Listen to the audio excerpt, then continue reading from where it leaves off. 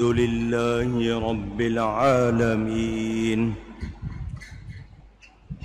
والعاقبة للمتقين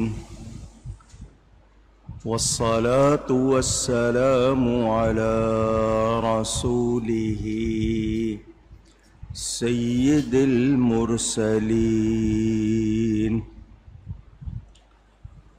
رحمة للعالمين شفيع المذنبين خاتم النبيين سيد الأولين والآخرين سيدنا ومولانا محمد رسول رب العالمين وعلى آله وصحبه أجمعين. أما بعد فأعوذ بالله من الشيطان الرجيم.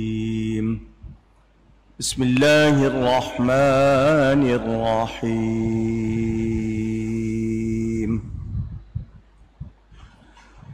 ولقد أرسلنا إلى ثمود أخاهم صالحا أن اعبدوا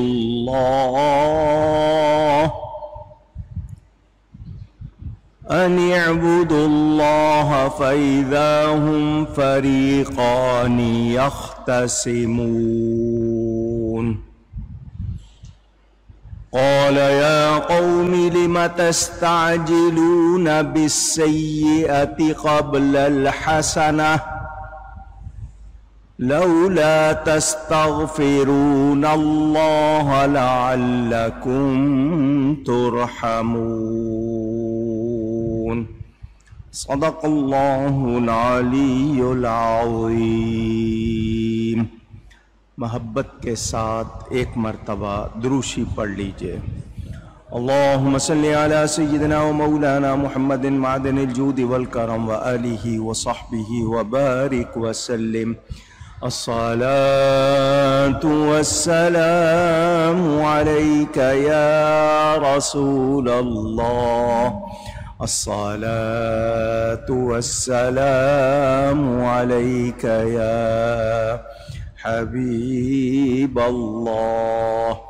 الصلاة والسلام علیک یا رحمة للعالمین وعلى آلك وأصحابك يا شفيع المذنبين.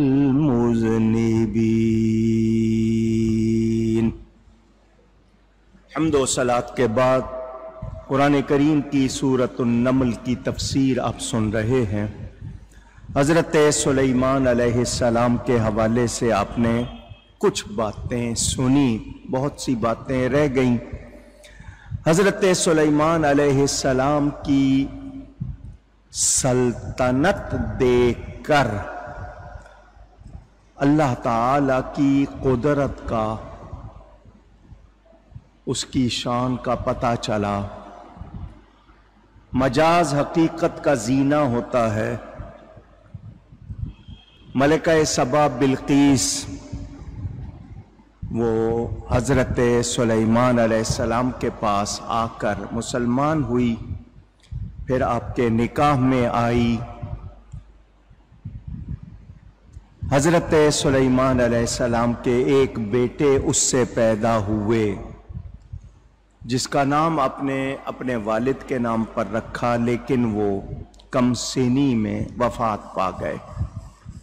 حضرت سلیمان علیہ السلام کے بارے میں بتایا جاتا ہے کہ وہ 13 برس 13 ایئرز تخت سلطنت پر جلوہ افروز رہے، اور روایات کے مطابق 53 برس غالباً کی ظاہری عمر شریف میں وفات پائی. اور بعضوں نے 40 बरस लिखा है आपने सल्तनत की, वल्लाहु आलम।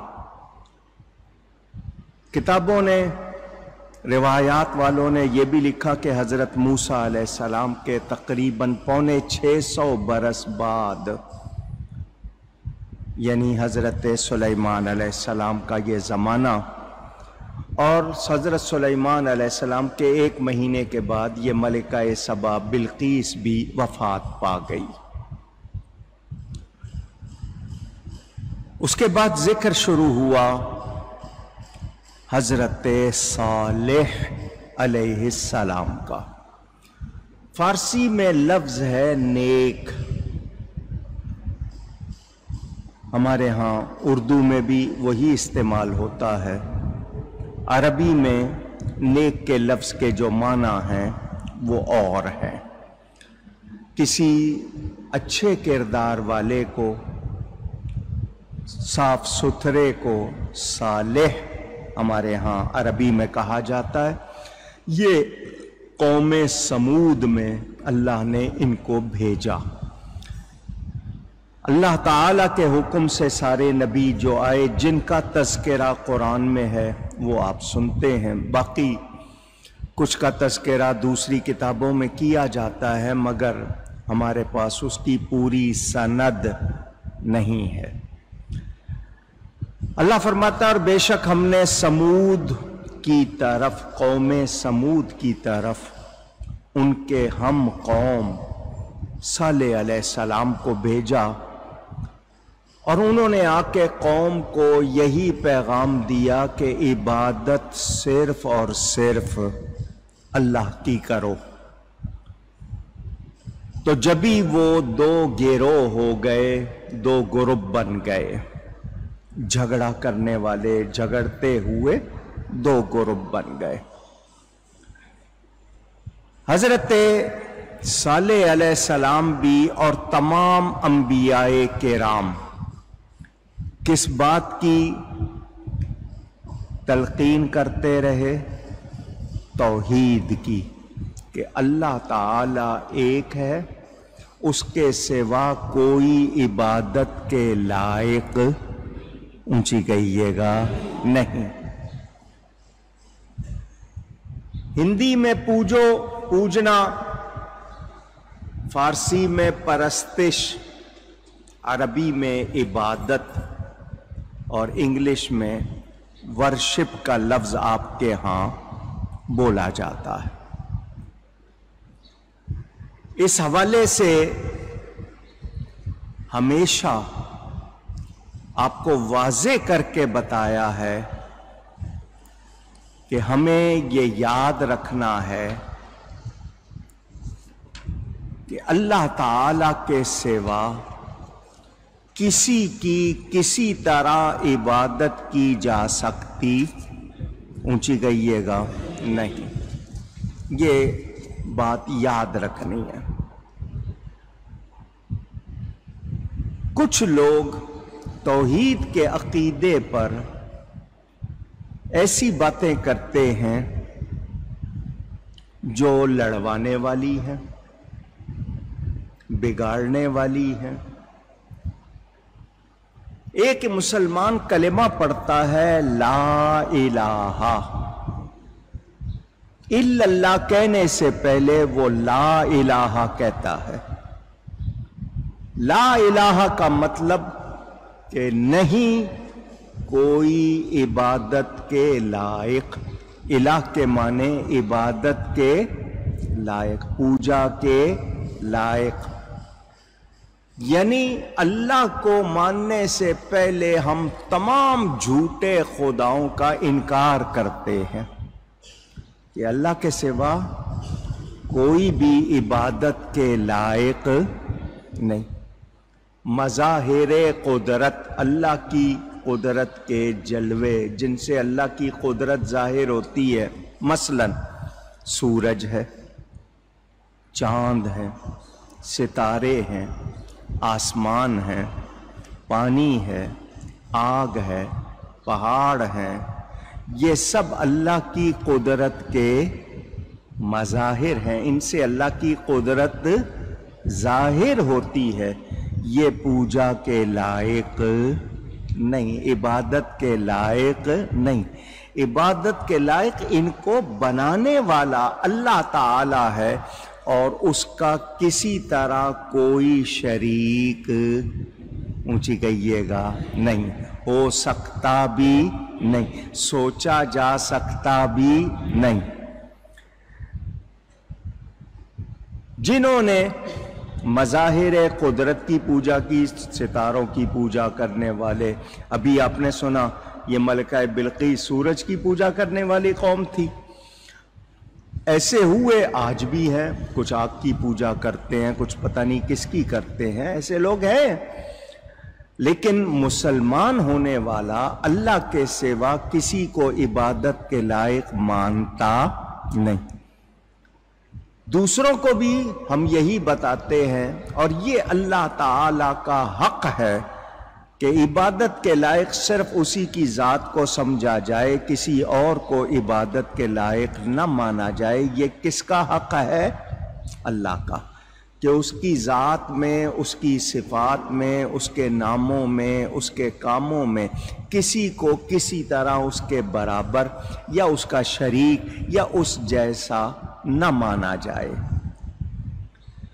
اللہ تعالی جس کو جو کمال عطا کرے، اللہ کا عطا کیا ہوا مانیں گے یا نہیں؟ پوچھ رہا ہوں، مانیں گے؟ کیونکہ وہ کس کا دیا ہوا ہے؟ اللہ۔ ہمیں دیکھنے کا کمال کس نے دیا؟ اللہ نے۔ سننے کا کمال کس نے دیا؟ حالانکہ دیکھنا سننا اللہ کی شان ہے، مگر وہ ہمیں عطا کرے تو ہم مانیں گے، کیونکہ اس کا دیا ہوا۔ تو اللہ کا دیکھنا سننا اللہ کی شان کے مطابق، ہمارا دیکھنا سننا اللہ کی عطا کے مطابق، دونوں میں فرق ہو گیا۔ اب برابری ہو سکتی، اونچی کہہ دیں، نہیں۔ سورج کو کون چمکاتا ہے؟ اللہ۔ دن اور رات کون نکالتا ہے؟ اللہ۔ آپ نے یہ ساری باتیں، میں بہت تفصیل میں نہیں جاؤں گا۔ تو اللہ کا دیا ہوا کمال ماننا، وہ بھی ہم قرآن کے مطابق مانتے ہیں، حدیث کے مطابق مانتے ہیں۔ کچھ لوگ اللہ کی تعریف کرتے ہوئے اللہ کے پیاروں کی توہین کرتے ہیں، جن کو اللہ نے شان دی ہے، مرتبہ مقام دیا ہوا ہے، وہ اللہ کی تعریف کرتے ہوئے کہ اللہ کی شان بہت بڑی، اس کے سامنے فلاں فلاں فلاں جو ہیں وہ ایسے ہیں ویسے ہیں۔ تو اللہ کی تعریف کرتے ہوئے اللہ کے پیاروں کی توہین کرنا، یہ توحید، اونچی کہیں۔ آپ لوگوں کی آواز کیوں نہیں آ رہی؟ کہیں یہ توحید نہیں۔ یہ یاد کرانے کے لیے آپ کو کہہ رہا ہوں تاکہ آپ بھی پکاریں۔ ہم اللہ کے سوا کسی کو عبادت کے لائق نہیں مانتے، اللہ کے ساتھ کسی کو شریک نہیں کرتے، کسی کو اللہ جیسا نہیں کہتے، لیکن جن کو اللہ نے شان دی ہے ان کی شان اللہ کی عطا کے مطابق بیان کرنا چاہیے۔ ان کی توہین، اہانت، تحقیر، ان کو ہلکا سمجھنا، یہ اللہ کو راضی کرنے والی بات نہیں ہے۔ اب اللہ کی تعریف کرتے ہوئے کوئی نبی کی برائی کرے تو بولو پسند کر سکتے؟ نہیں۔ یہ بات آپ کو سمجھانی تھی، آپ نے ذہن میں رکھنا ہے۔